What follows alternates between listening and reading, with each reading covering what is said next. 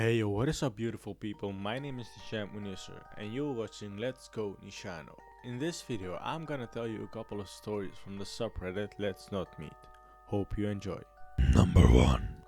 This is the story of how a creepy encounter with a scary man at Harbor Cafe saved me from something even more terrifying. It was autumn of 1994 and I was 19 years old. At the time, my dad had been working for almost 6 months abroad. I was planning on a surprise visit. My dad and I have always been close. I am an only child. My mother died of cancer when I was still a baby. So it was just me and my dad really. A tiny little family. But he made up for it by being the most awesome parent ever. Now that I wasn't a little kid anymore, I appreciated that more and more. I had booked a ticket and was ready to go. It was gonna be great fun to surprise him with a visit. I had to take a ferry though, and I just got my driver's license and I felt really unhappy about having to drive my little car on board the ferry. And I decided to not bring the car at all and decided to just rent one once I got there. Having some time to spend, I decided to have a coffee at a nearby cafe. Since I was early and they hadn't started letting people on the ferry just yet. At the cafe there were lots of truck drivers, and I soon realized that I was the only woman there. One man, a 40-ish bloke with ice blue eyes and tattoos all over him, was eyeing me from across the room, not even trying to be discreet about it. I got up to leave, feeling suddenly very uncomfortable, and to my utter horror, he followed. What do I do now? I asked myself. This was before everyone owned a cell phone. I might add, I decided to try to look busy, and maybe he would leave me alone. So I pulled my ticket out and tried to look I was reading it carefully. When he suddenly snatched it from my hand and said, "I'm on the same boat. I'll have hours of your company then. How lovely," he said in a voice that was an absurd combination of jovial flattery and hidden hostility. I felt it very strongly that if I get on that boat with this man who know all my booking details, I'd be in great danger. I can't explain why the feeling was so overwhelming, but it was. And I decided then and there to not get on that boat. The ticket had been cheap anyway. I could get on the next one instead. I hid in the ladies' room until I knew that the ferry had left. I went to rebook my ticket. The story could have ended here, a creepy encounter with a stalkerish man, but it doesn't. I was right in the assumption that getting on that ferry would have been dangerous. Have you figured it out yet? The date was September 28, 1994, and the name of the ship was the Mrs. Estonia. And that cold night, she sank in the Baltic Sea, taking 852 people with her, resulting in the worst ferry catastrophe to strike Sweden to this day. I still recall that day with horror and wonder what would have happened if this creepy man had not taken interest in me, if I had not listened to my instinct and gotten on board instead of waiting on the next boat. Would I have been among the survivors? Or would my dad have to see my name on the list of lives lost in the Baltic Sea? Number 2. These series of events happened 10 years ago, but some of these moments haunt me every day. I was a senior at a large university in the south. I was deeply in love with my girlfriend at the time, Destiny. Our relationship survived several stints of long distance, often across multiple continents. We were truly devoted to each other. We shared a room in the bottom half of a two-story duplex with our roommate Teresa. The duplex had 2 rooms and was bright orange precast slabbed concrete. The government built our entire neighborhood in the 1940s for returning World War II vets. Over the subsequent decades, students who took attendance as older families moved to the suburbs, painted the duplexes vivid pastels in all sorts of funky color combinations. The accumulation of students and wild color schemes earned our neighborhood the nickname Partywood. Our city was vibrant, full of art, live music and youthful energy. There was a new gallery opening or music festival to check out every week. The place was a student's dreamland. It was low on crime. Through these points sound like a perfect combination for fun. They were also a recipe for carelessness and false sense of invincibility. One evening in autumn, after Destiny and I returned from a late night concert, we encountered a visibly shaken Teresa in the living room with a blanket pulled all the way to her neck. The TV was turned to static as the local broadcast had stopped and we poor students could not afford cable. She was just looking at the static, listening to the white noise, shaking her head. "Jesus, Teresa! What's wrong?" asked Destiny. "You look like you've seen a ghost." Teresa looked at us and she said bluntly with terror in her eyes, "There was a face in my window. I saw it." Immediately ran to her room. She pulled the curtains to the edge of the windows to cover every pane of glass. She pulled the curtains back and looked outside. There was nothing but stately pecan trees in our backyard, swaying in the night breeze. While Destiny comforted Teresa, I went outside and checked the area near her windows for some sign of an intruder. Nothing. Here I should know that Teresa was a very kind and gentle person, but was prone to drink. That every night we saw evidence of 2 newly finished bottles of wine.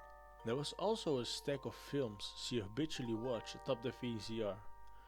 Destiny made her bed for Teresa on the couch, and eventually we made our way to our bedroom. "Do you think it's possible her imagination got the better of her, babe?" I whispered into Destiny in the dark. "Maybe so, but she seemed really shaken up," she replied, nuzzling at my chest. "We shouldn't dismiss what she said."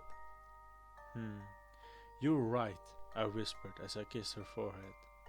"I'll talk to some of the neighbors in the morning and see if anyone has seen or heard anything. Love you, babe. Sleep well." The next day, I did my routine jog to Partywood and encountered some of my friends picking up beer cans and solo cups scattered across the yard from a rager they had thrown. One of them, Sam, was a buddy from my hometown, who I shared a couple of courses with at a university.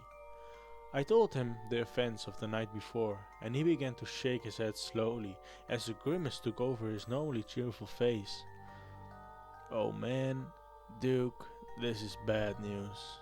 I've been hearing about a peeping Tom running through the neighborhood. I know Teresa does a lot of sipping, but y'all need to take this very seriously, man. I mean it.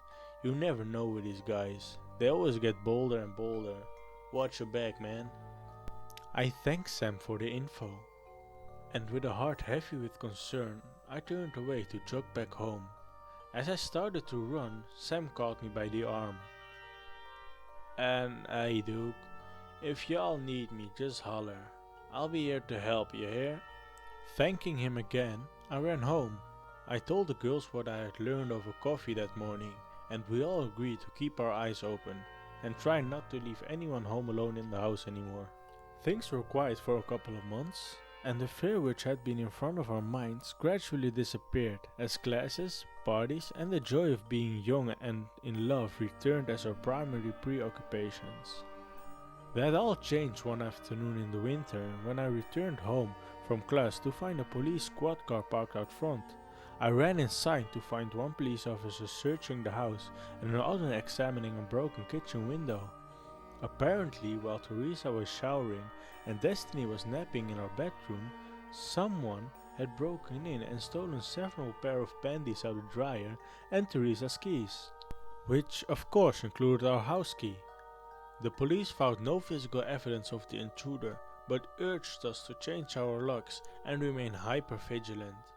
One officer took me aside and walked me to our backyard. Outside my bedroom was a chair I did not recognize. It was pointed to the window next to our bed. He had been watching us for God knows how many nights, watching us sleep, watching us make love. I nearly wretched.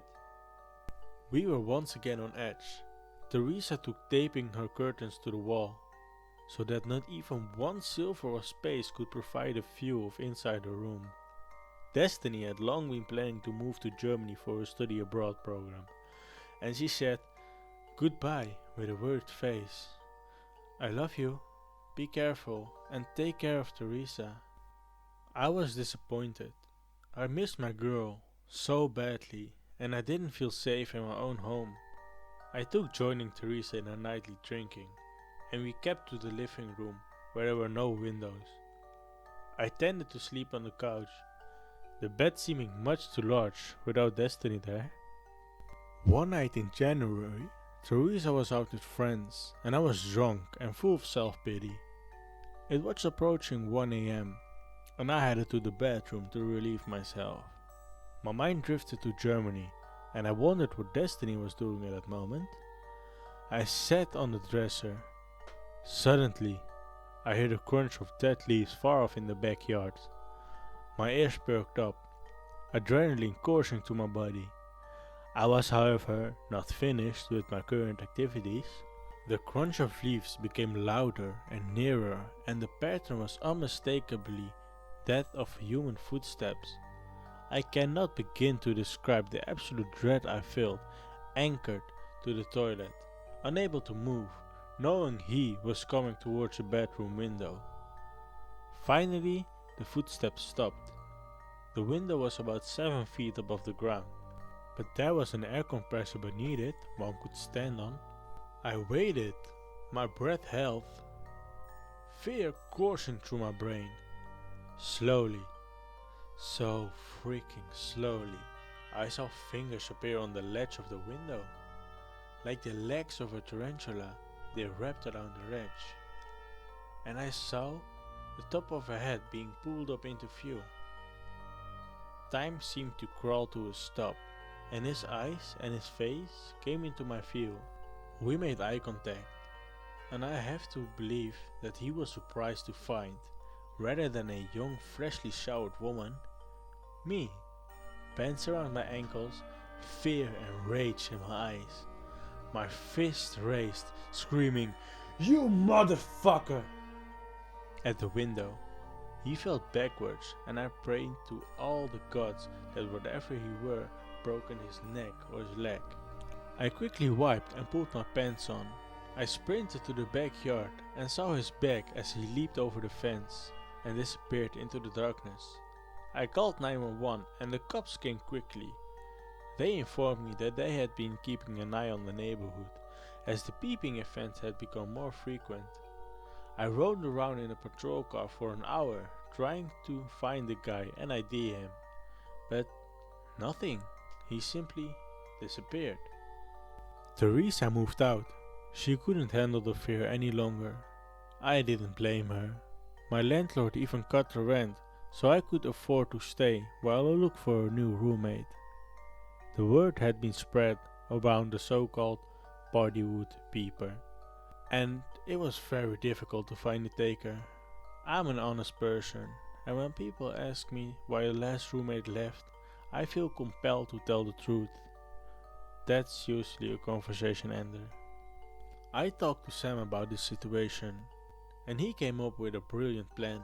We set up a camera in the bathroom and ran a cable to the TV. We ran the shower, turned the lights on, and parted the curtain to make it appear that someone was probably wet, naked, and peepable. Meanwhile, Sam and I watched the monitor in the living room and waited to see if a face appeared in the window. I purchased a stun baton and beer spray, as well as zip tie cuffs that riot police use on protesters. We intended to run opposite sides of the house, beer spray his face, zip tie him, then take him inside, where I honestly planned to use the stun baton on his testicles until the police arrived. I know, this is savage. I know it's taking the law into my own hands, and there would be likely legal consequences. I didn't care.